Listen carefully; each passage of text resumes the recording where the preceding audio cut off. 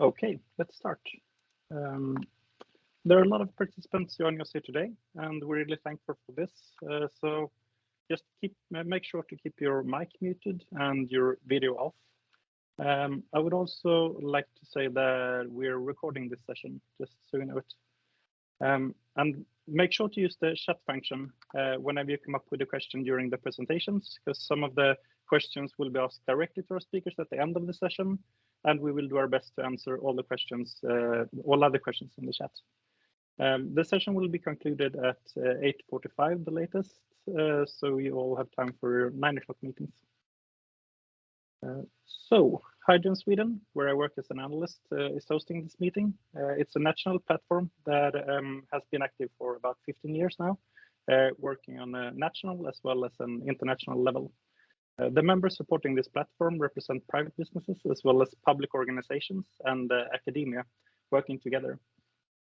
And we're fast growing, currently just over 100 members. And if you're not already a member, you're very welcome to join us.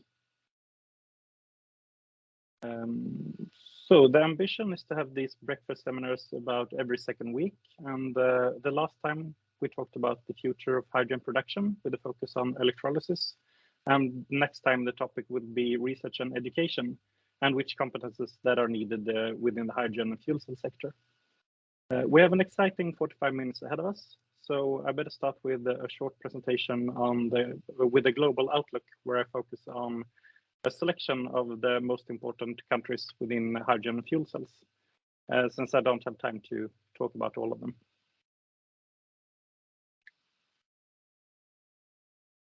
So let's start with Germany. Historically, Germany has been the main player in Europe within hydrogen and fuel cells, but it's being more and more challenged by other European countries, and since all of Europe is more or less moving forward with hydrogen and fuel cells. One of the main things in Germany is that it has quite a few auto manufacturers. So that tends to be in countries that have auto manufacturers. They tend to focus a bit more on the cars and on transportation when it comes to hydrogen and fuel cells. But Germany is quite diverse, actually. But of course, they are very important companies for the economy and for employment. So the state focuses a lot on these companies as well. The hydrogen refueling station network in Germany is quite well established. They have just over 100 refueling stations. So it's quite possible to drive around in Germany with a fuel cell car without having to think too much about where to refuel. After Fukushima, Germany announced an Energiewende, meaning a transition towards renewable energy and away from both fossil and nuclear. And this put a lot of focus on the stationary applications when it comes to hydrogen. This prospect to save a lot of energy when it's available until it's needed. So this has really been an important part of the hydrogen strategy in Germany. They also have feed-in tariffs for solar power, which means that there are quite a lot of solar power installations that also shifts the focus a bit towards the small scale applications. It should also be said, since this is in Sweden, that biofuels are not a focus in Germany. And this is simply because there's not enough substrate to supply the biofuel industry sufficiently so that a lot of fuel can be produced. So that's another reason why they go hard for hydrogen instead. We've seen a few companies coming up with commercial products within trains. Alstom has been the most prominent. They have a few hydrogen trains out now that are being operated commercially, which is really nice to see. So they do it daily with the paying passengers. Siemens the German company, are also following this, but lagging a little bit. Since Airbus is more or less German, French, British, this spills over when it comes to the airplane side to Germany as well. And Airbus is really ambitious when it comes to using hydrogen as a fuel in this sector. And they look at both compressed hydrogen for medium haul flights and liquefied hydrogen when it comes to long haul flights. And the reason for this is the fast refueling and that it's actually quite critical in an airport. If you were to have only battery powered airplanes, you will have a huge power demand for that because I mean, a Boeing 737, for example, they could be up in there 20 hours a day. That means that refueling needs to be very fast, and they carry a lot of fuel aboard as well. So the next country of focus is Japan. They were also quite early when it comes to hydrogen and fuel cells. They're also quite focused on the cars or on vehicles, since they have the manufacturers in the country, like Toyota and Honda, and also the bus brand Hino, which is Toyota owned as well. They do have a few 100,000 commercial systems when it comes to micro combined heat and power, meaning you have a fuel cell at home that provides both electricity and heat to the home, and most of them are connected to the natural gas grid, but some of them are actually connected to hydrogen pipelines as well. Japan is importing a lot of their primary energy. It's about 90%, and today they do it mainly via LNG. So they ship liquefied natural gas to the country. They see this happening in the future as well, but with hydrogen. So that's why they've come up with the concepts that they're testing for transporting liquefied hydrogen. It's also relevant to point out that the cooperation between industry and the government is very tight in Japan. They're not regulated the way that we are in the EU. But instead they work very closely together, and this can be manifested through the Ministry of Economy, Trade and Industry called METI, and also through the Institute NIDO, that is New Energy and Industrial Technology Development Organization. So those two are important to keep an eye on if you want to know what happens in Japan within hydrogen and fuel cells.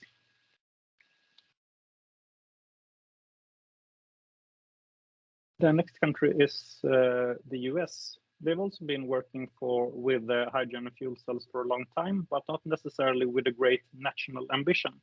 Most of the ambition has been focused to California and some other states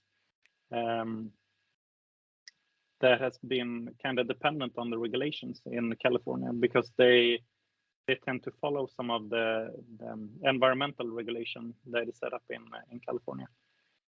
And this means that we can see a hydrogen refueling station network that is quite dense, but only in certain states and predominantly in California. They also have mandates for vehicles. If you want to sell a diesel or a petrol vehicle, or if you want to sell a number of those vehicles, you also need to sell a certain percentage of zero emission vehicles, that is battery electric vehicles and fuel cell vehicles. You can also trade the credits that you get for these vehicles. And this was actually a quite important part of the business model that Tesla had in California in the beginning when it comes to battery electric vehicles. They also have regulations about fuel outlets, like refueling stations. If they sell more than a certain amount of fossil fuel, then they need to make renewable fuels available as well, of which hydrogen is one. They have a lot of backup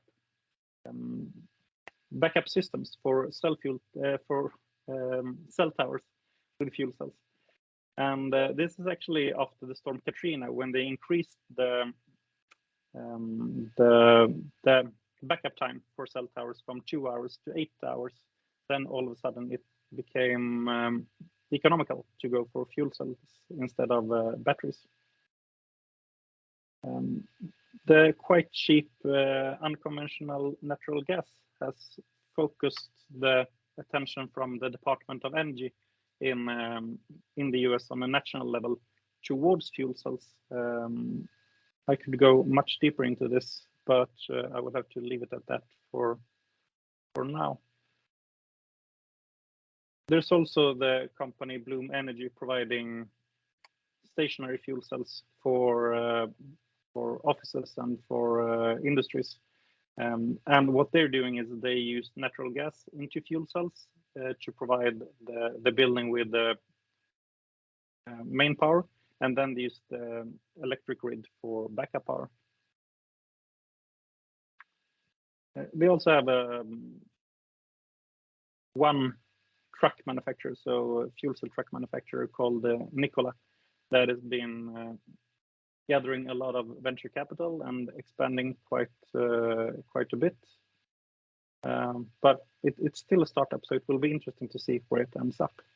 And lastly, for the US, another sector where they actually have thousands of systems out is the forklift sector. So there are thousands of forklifts out, and this is because they used to have very high subsidies for forklifts, and then they ramped them down, and now I think all of them are gone actually, but the market is still sustainable. So I think that's a really good case to look at for subsidies that has been working. And the last country I will talk about today is Norway. They have a few industry players that are important to keep track on. Those are Nel, for example, that are producing electrolyzers, but also refueling stations after they purchased a Danish company that is now part of Nel. They have actually been producing electrolyzers for quite some time. They used to be part of Norsk Hydro earlier, so they have many decades of experience in this. There's also the company Hexagon manufacturing composite tanks for fuel cell vehicles and for stationary applications. There's a lot of ferries between the fjords or over the fjords in Norway, and this has been one of the first test cases for fuel cells in maritime applications as well. So they want to have all the ferries either electrified with batteries or with fuel cells. And last but not least, the cooperation between ASKO and Scania that put fuel cell trucks on the roads quite early. So ASKO is a company that delivers food to different shops, and they used fuel cells just for cooling the goods, but after a while they realized that this works really well, so then they asked Scania to build trucks for them that use fuel cells as well. So this is my last slide, and sorry. Yeah.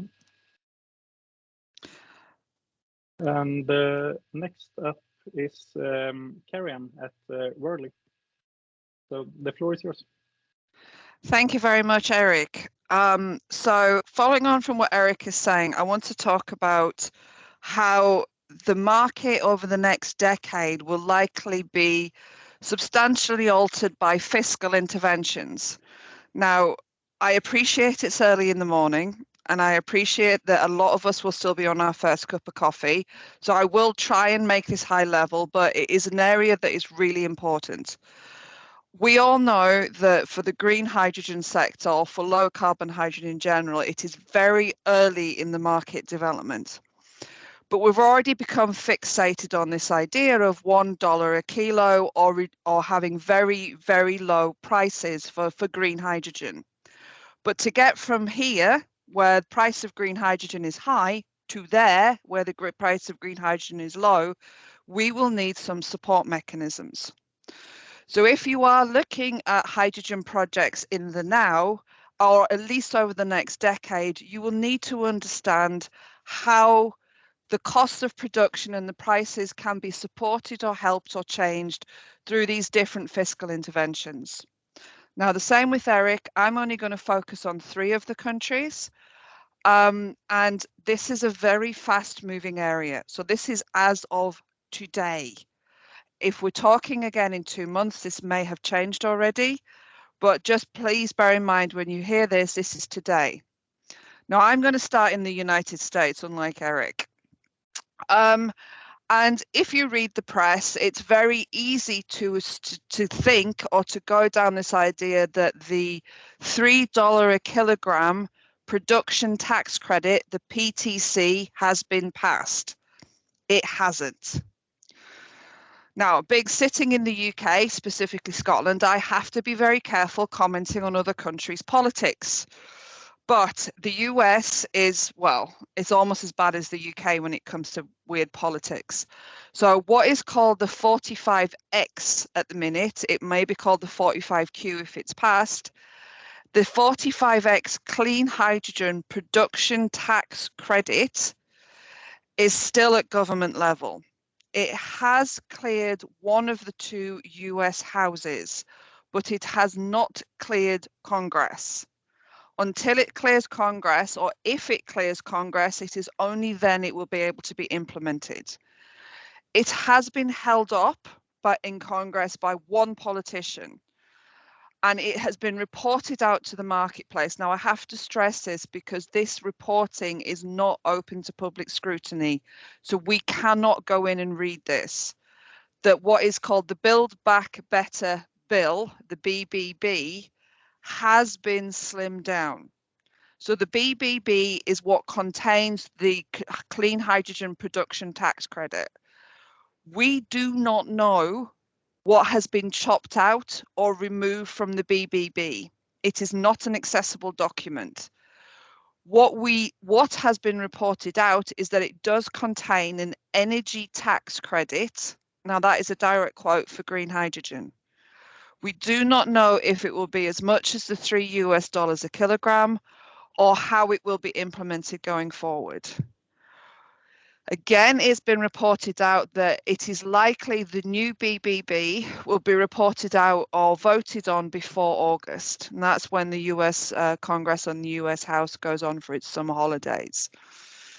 This is important because if you are a company involved in a US project or you are looking to the US to either supply molecules for a project or actually to export to America, we are seeing a lot of hydrogen hubs being created at the minute, built around this supposed $3 a kilogram. If you are building your economics on this $3 a kilogram, please be aware that this may already have changed. So this is not a bankable credit as of yet.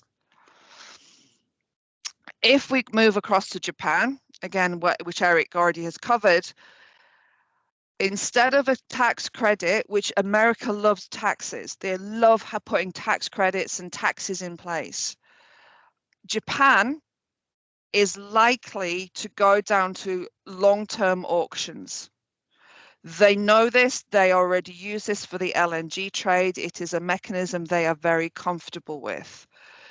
With the auction market, it is likely that they will put out long-term supply offtake agreements. In fact, in the press 3 weeks ago, we already saw JERA, which is a Japanese utility, put out the first notice of an auction for green ammonia. That will be a 8-year long-term offtake, so a fixed offtake of a certain amount. The price will decrease over the time of that auction, but they will probably, Japan and Japanese companies, go down the auction route. In fact, we could argue we can already see this in the marketplace starting to be put in place.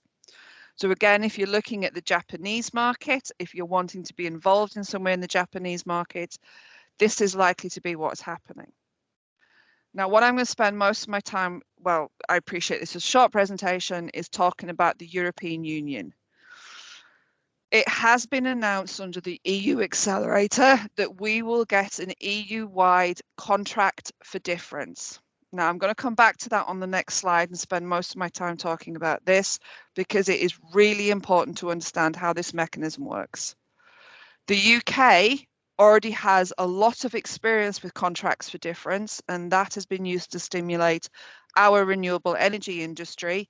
And they have also announced a separate contract for different mechanism. So we will have two.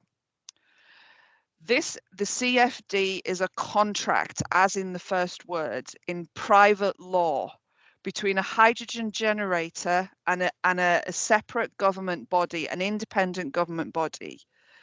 They oversee it. Think of the EU body as almost like a tax authority. It is not a contract, a CFD is not a contract between a generator and an off-taker.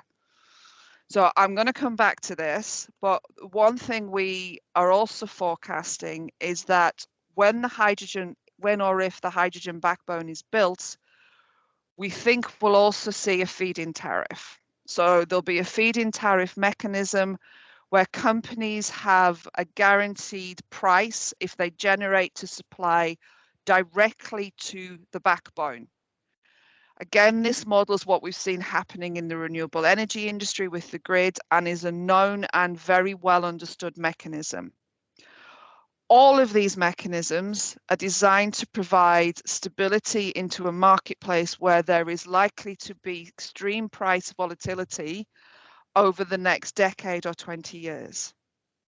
All of these will be designed to help investors feel confident that the green hydrogen industry is something that is not only going to happen, but we are taking the risks on board of our industry seriously.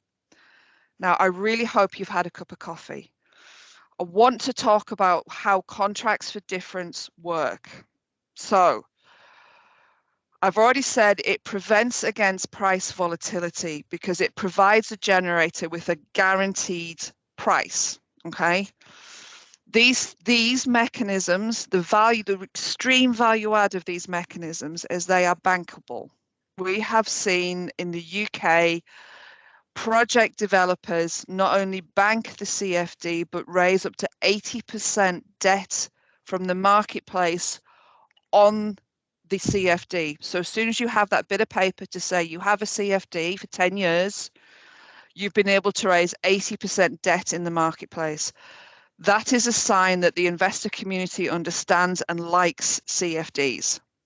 Now, if you are from the investor community, please do not assume this is the same mechanism that you use to trade shares with.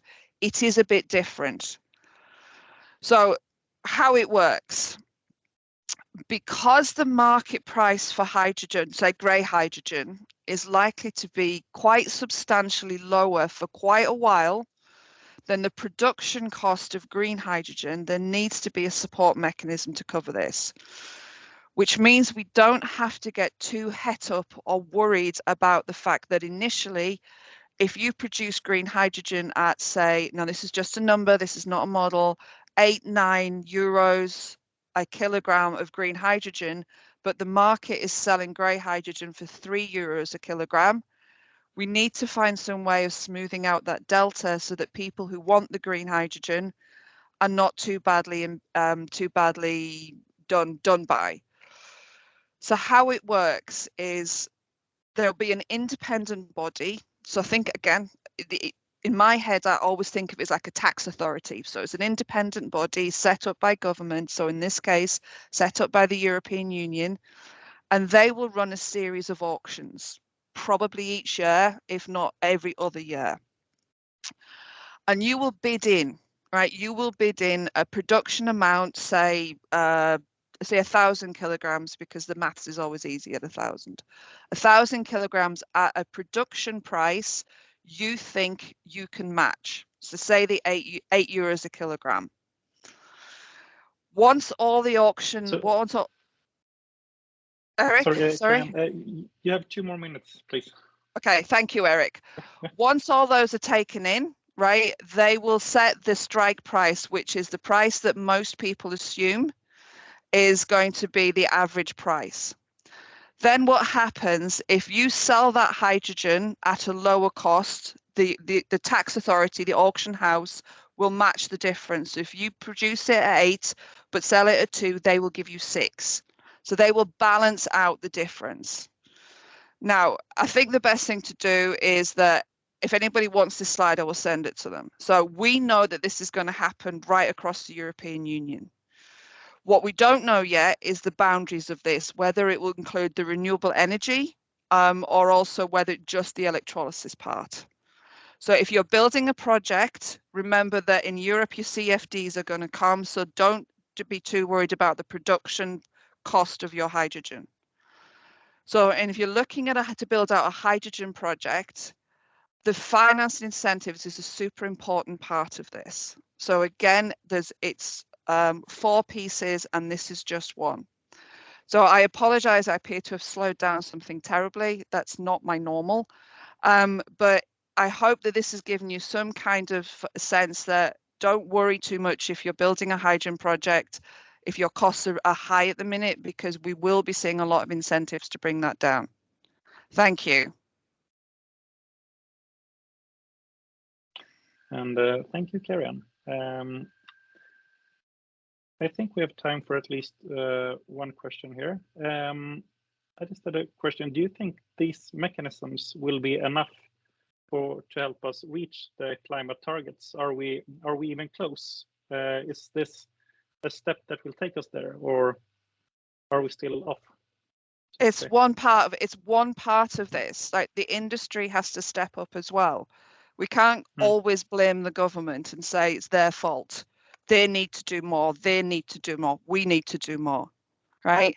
These incentives are one part of this, but we can't wait for the government all the time to make us do things. As an industry, we need to step up now if we're going to meet these climate targets.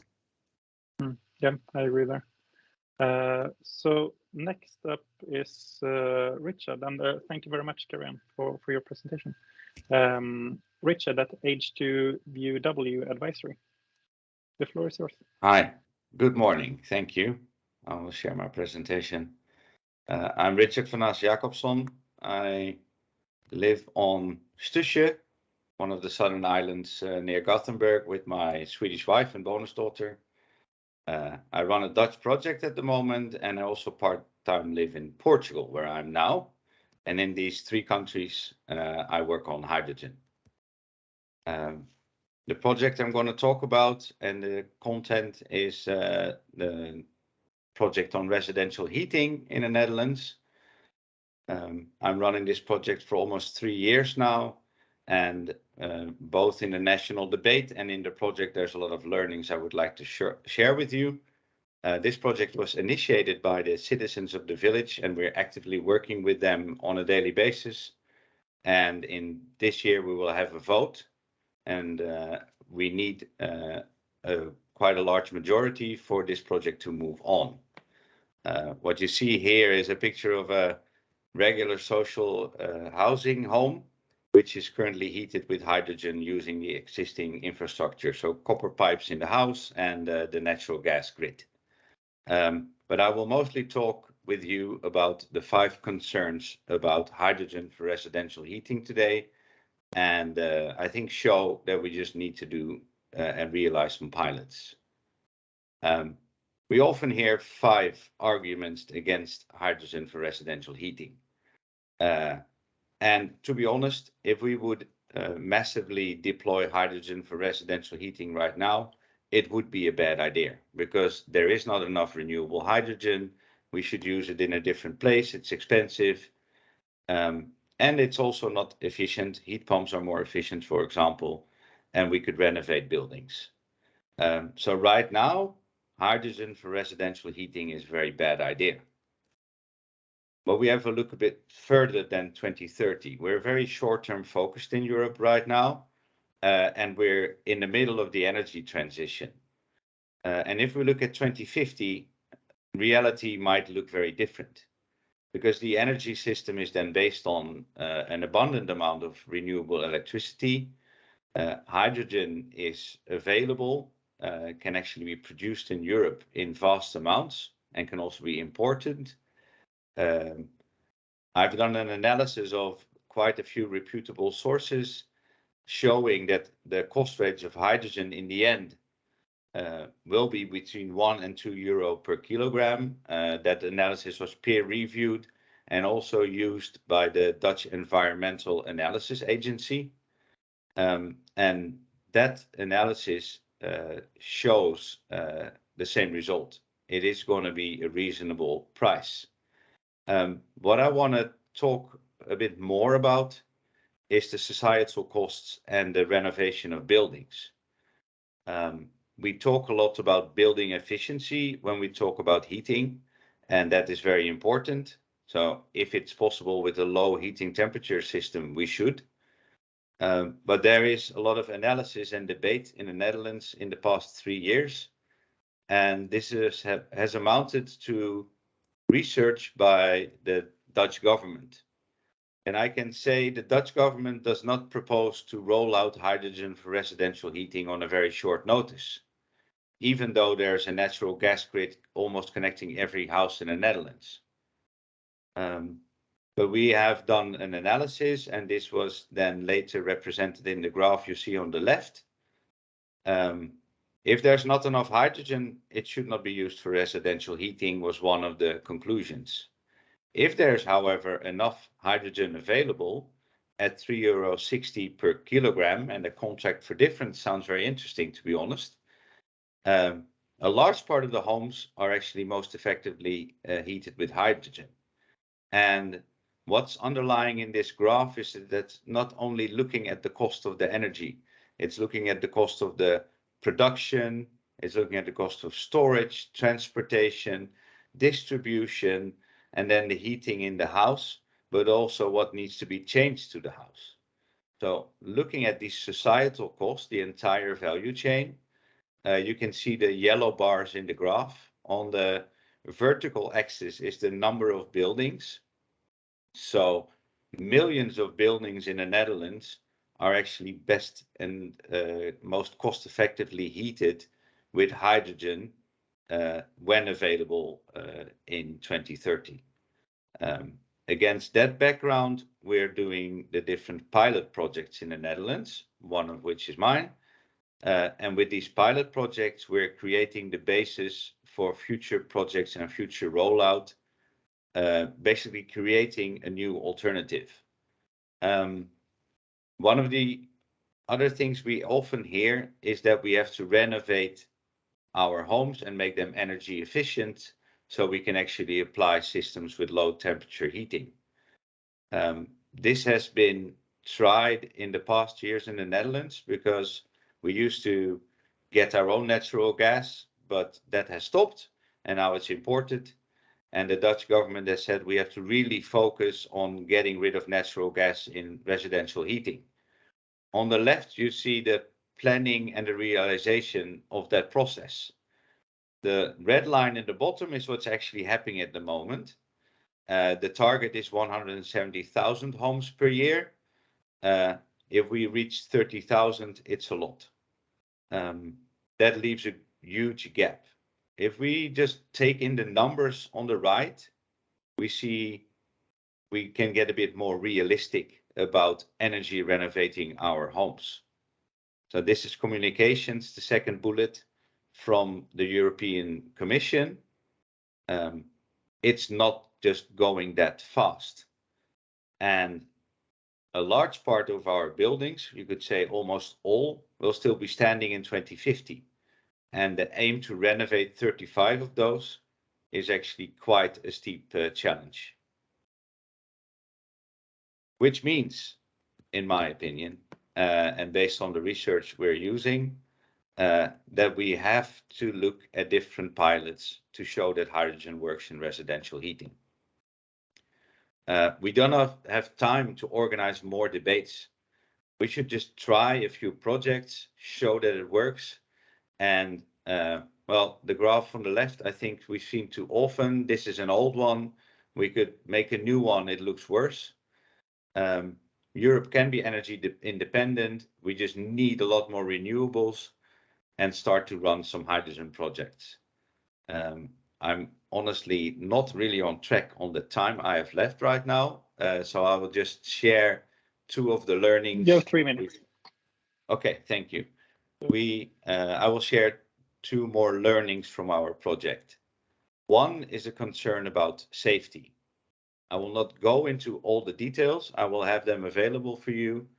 But DNV on our project has successfully developed and tested a system that checks for leakage in the pipes and the boiler and the meter every 24 hours. So we can actually say every night we check the system.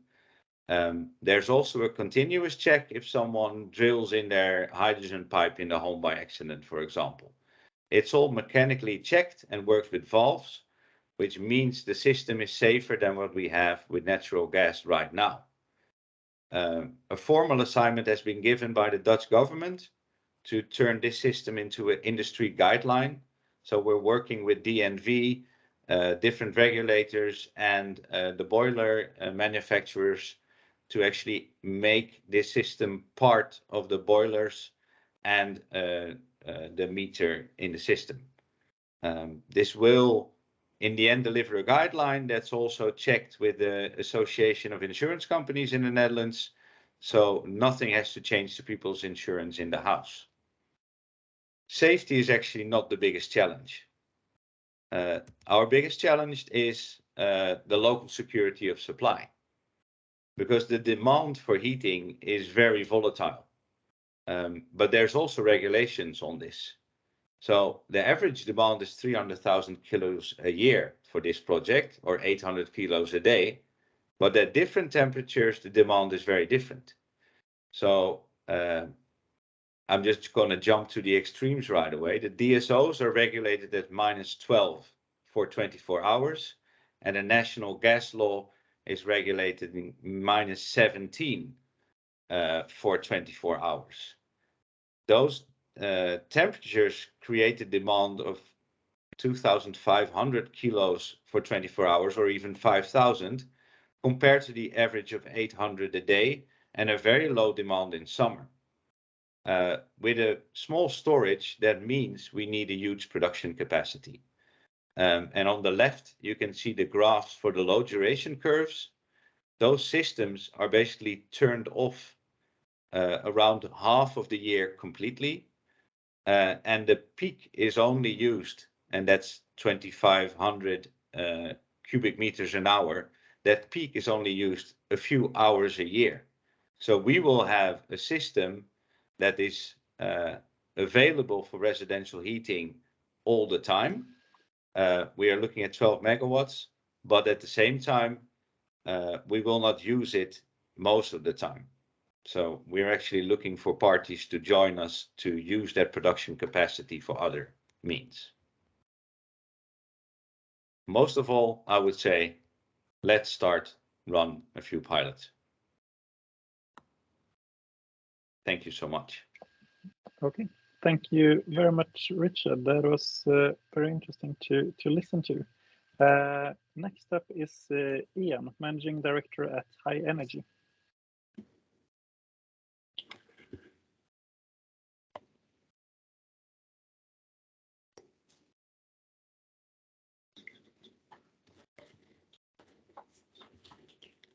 Hi guys, hopefully you can see the presentation. Yeah, we see it. Okay, perfect. My name's Ian Williamson. I run a consultancy called High Energy. I just want to take us through a few of the aspects that High Energy are involved with. Talk a little bit about what we do to start with, and then take you through a few projects that are actually underway at the moment. And I think you'll find those interesting because they fit a little bit with what Kerry-Ann was saying and a little bit with what Richard was saying in terms of actual projects on the ground at this particular moment in time. So High Energy is a consultancy where we try and unite renewables with hydrogen. particularly with renewable hydrogen, and we're involved right the way across Europe in various European projects. And we look from the educational point of view, which is on the solar to chemistry, right the way through to doing the big projects and developing the big projects such as Heaven and Green Highland, which we'll go into significantly more detail on over the next few slides. My background is that I used to work for a company called Air Products. I'm also have been a CEO of a fuel cell company, and am still president of the Energy and Hydrogen Alliance, which used to be known as the European Hydrogen Association. So I have a little bit of background here, worked in hydrogen for about 30 years. So what hydrogen, what high energy looks at is we try and pull a lot of different strands together in terms of how basically the normal company that hasn't interacted with hydrogen before, we try and act as their bridge initially into the world of hydrogen so that they can develop and understand hydrogen in both a quick and readily accessible way, but also in terms of a safe way. So we don't want people running off and developing an awful lot of products which have no market value in the early days, and also which are particularly problematic, let's say, in terms of safety. And we've worked right the way around the world doing this with many different companies. And what tends to be a typical process here is that we look at quite wide-scale projects. So when we're trying to put a project together, we try and understand what the requirements are for either the geography or the particular company that we're working with. And it does tend to be that there needs to be, particularly in Europe at the moment, we focus on these things called hydrogen valleys. So there's a very geographic centric position. We also require to look at renewables and connecting renewables to hydrogen systems, and we want to look at both a technology that is readily available, in other words, which has been tested and tried, but we also like to try and give some level of innovation. And the final piece is, everything is getting bigger, everything is getting all of the projects are expanding in their capability. And so there is a scaling element here that particularly is interesting to most companies, but it's also interesting to most funders, let's say, because they want to get that particular nuance engaged within their geography. So if we look at Europe, what we're looking at now is moving to the next stages of electrolyzer size, to the next stages of application. So it's not really looking at 1 or 2 bus applications. It's not even looking at 10 or 20 bus applications. We're looking at 50 to 100 bus applications. So in order to pull a good project together, we need to pull local actors with some international technology players, and we need a mix of big and small companies. And that tends to be a good mix for creating a typical hydrogen valley type project. And what I'd like to talk about is 2 projects that we developed and wrote. Both of them are quite well known, but I'll give you a little bit of an insight as to how we pulled them together. One is this one, which is Heaven. It's a project in the northern Netherlands. It effectively is the region of Drenthe and Groningen. And what we've done there is pulled a group of 31 companies together to enact a single cluster of different applications and different production sources to create a regional hydrogen ecosystem. All those companies are working together with European Union funding, as you can see from the Clean Hydrogen Partnership, but also there is local funding coming in from the province of Groningen and the province of Drenthe. So these companies are delivering a system which is at a much larger scale than could be considered commercial at this stage, and we're developing applications to both use local hydrogen, but also potentially look at how we can spill that hydrogen into other areas, other regions. One particular cluster that this is focused around is in Delfzijl. It's a chemical cluster with a chloroalkali facility. And what we're trying to do there is this facility has never exited its hydrogen. It's only used its hydrogen on the campus, as it were. So we're trying to move that hydrogen outside of the borders of the chemical park and begin to use that hydrogen in a much more effective way for the region. And in order to do that, we've set up a regional supply chain. And, you know, one of the differences between High Energy and the rest of maybe other consultancies, a bit like Richard's, to be absolutely honest, is that we also are active participants in projects as opposed to just talking about them. So here we are with a regional hydrogen distribution company. There wasn't one, none of the big boys wanted to get involved at the moment when we considered this particular project. So we stepped in because of my knowledge within Air Products, and what we've done is we've developed a regional hydrogen distribution company that will connect the production location from the chloroalkali plant and put those molecules into a whole series of different applications. So what does that look like? Well, it looks like, just like Richard said, nothing goes very fast in the Netherlands. So things basically take a lot of time. We've been doing this for the last couple of years, but effectively what we have to do is connect our hydrogen filling system for containers and trailers to the chemical works, and then also connect those containers, if you like, make an application for those containers with the customers further down the supply chain.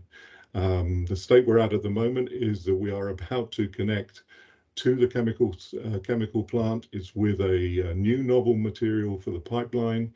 It's a 40-bar flexible pipeline that we can directionally drill underneath the water to connect directly into the chemical park. Again, that's the element of innovation here that we bring to some of these particular projects. So the other project I want to talk to you about a little bit about quickly is Green Highland. It's another project that we wrote for the FCHJU. In fact, we've been successful in both of these projects so far. Eric, I've got about 2 minutes. Yeah. Yeah.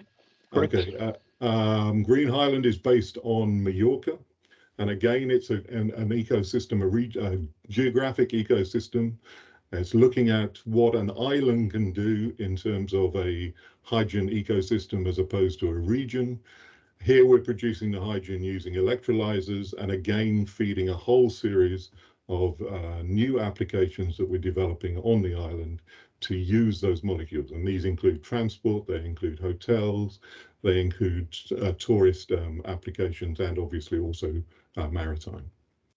So in this particular project, and as an example of what we try and do within all of these projects, we will do a scale-up assessment, a market and scale-up assessment in terms of techno-economic analysis. And what that gives us is a view as to what the future could hold for each of these regions, because obviously it's not about what we're doing today in the terms of the demonstration.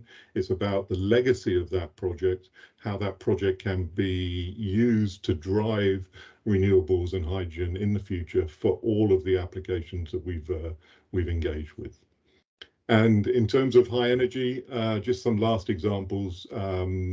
We do a lot of work in this particular space in terms of due diligence. We build business models, but we also do, as you've seen, new project development. And I think at this particular moment, in terms of where clean hydrogen is within the EU and the funding mechanisms that are available, it would be worth maybe talking at some point with some of the actors in Sweden to help develop those particular cases. Thanks very much.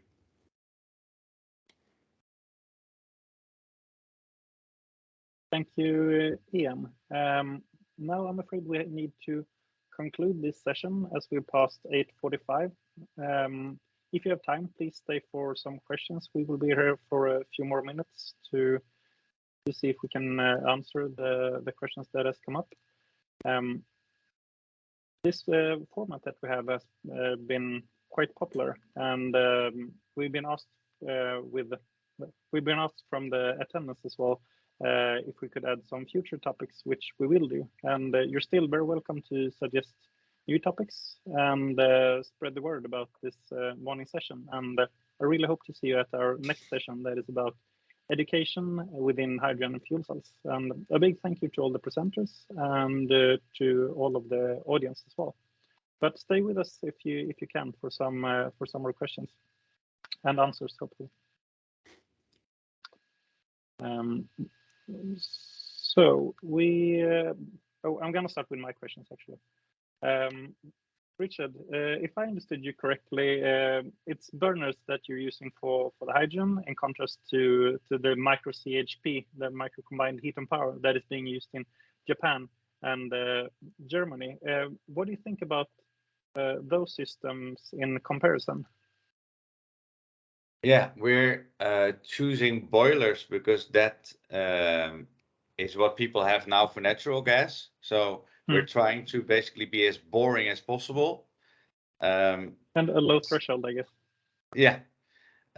So we are going to look together with actually the European Clean Hydrogen Alliance if we can look at other appliances, primarily because of efficiency reasons.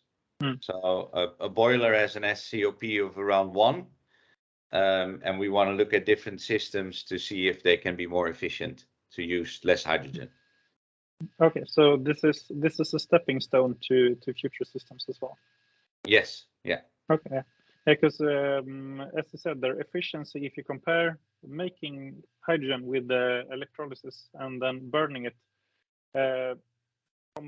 compared to using the electricity directly, it must be quite inefficient to do it in this way. But I think you already answered that with the lower threshold and that it's already in place. Yeah, and I often ask the question, what's the efficiency of a diesel engine or a gas-fired power plant? And everyone seems to forget that because it used to be cheap. But that's... And I agree with that. I think mainly it's not a question of efficiency. It's a question of the business model, if it's there, yes. if it's working, and if it's clean. We also got a question from the chat. What happens if you accidentally drill into a hydrogen pipe in a house? Wouldn't that create a spark that could ignite the hydrogen and be dangerous? I would guess there are procedures in place already for the natural gas system, but do you have anything to add there?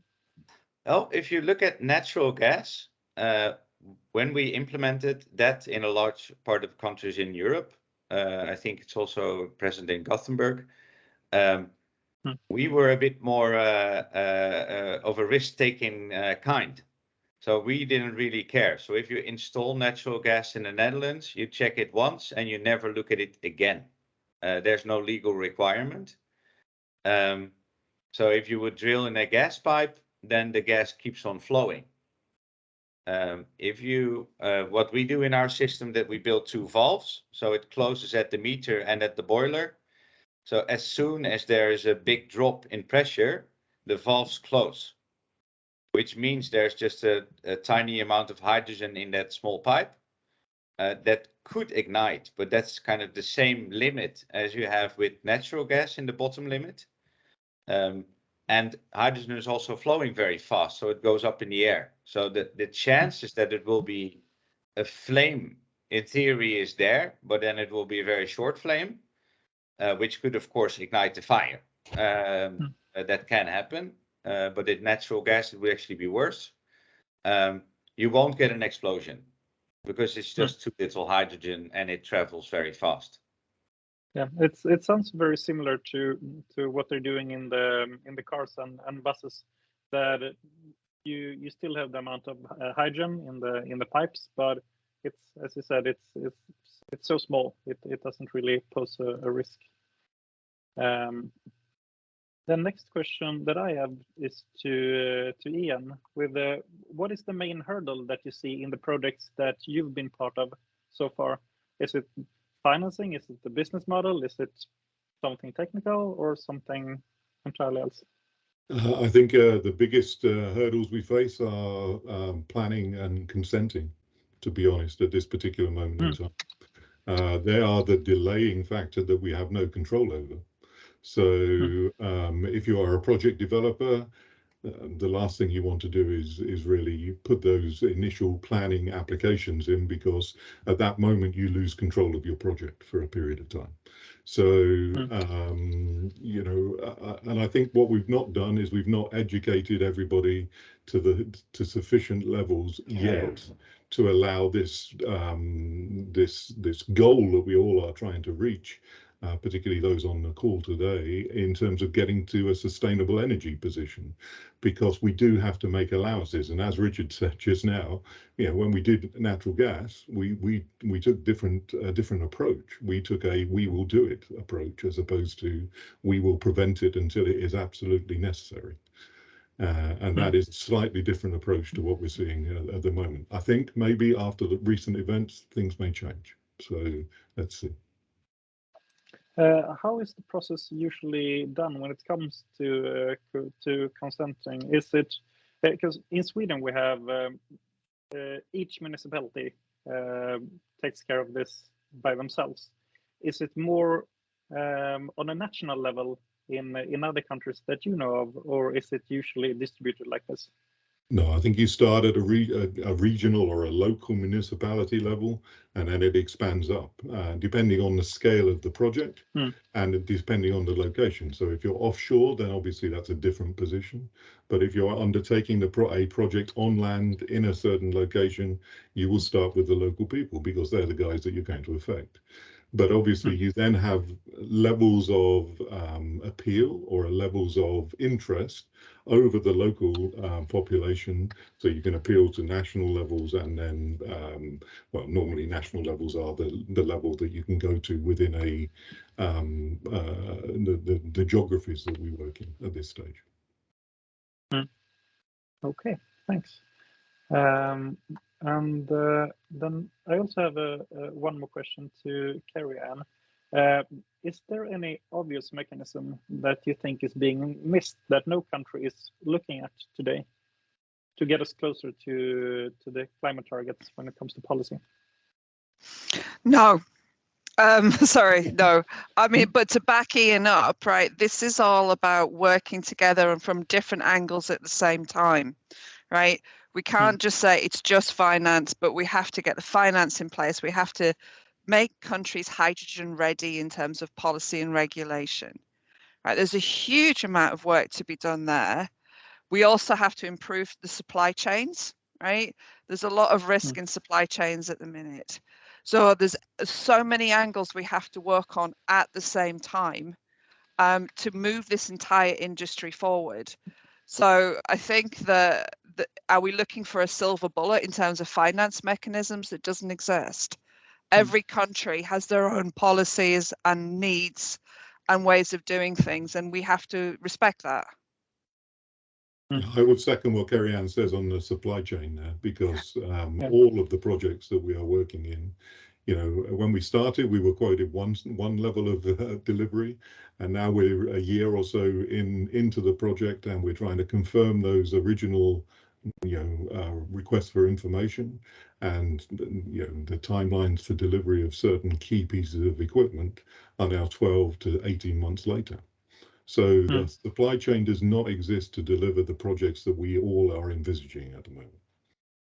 Yeah, and I think that's a problem for a lot of industries right now with the increased delivery times as well. So do any of the speakers have something to add or ask one another? Now, just to second Ian on the local character, we see that in the Netherlands, so every municipality has its own responsibility to stop using natural gas, which does mean you have a local, a regional, and a national political interest, and also very dispersed knowledge, because how can a municipality envision a hydrogen economy? How can they make it work? Because like Kerry-Ann and Ian says, the financing rules, the infrastructure, the availability of electrolyzers and the delivery times, everything is so complicated. So to run that from a municipality is actually too much of a challenge, I think. I see. Yeah, Okay, I think our public servants are not necessarily the best people to be engaged with this either, let's be honest. And the numbers of people who have the required knowledge is very limited in the world today. I mean, you have 70 odd people on the call originally. You probably have most of the knowledge within Sweden or within certain countries. We could fill one conference center with it, normally in virtually any of the countries. And that particular position, that doesn't spill over into public service at this particular moment in time, except at the very top national levels. And I think what we're trying to do is to get that understanding down into municipalities and into regions will take years. So if we want to accelerate here, we cannot do it from a local basis. We have to have some national rules. Okay, and I think we will need to conclude with those words since it's 9 o'clock. And thank you all for attending. And as I said, I hope to see you again on our next morning meeting. Bye. Thank you. Bye. Thank you. Bye. Thank you.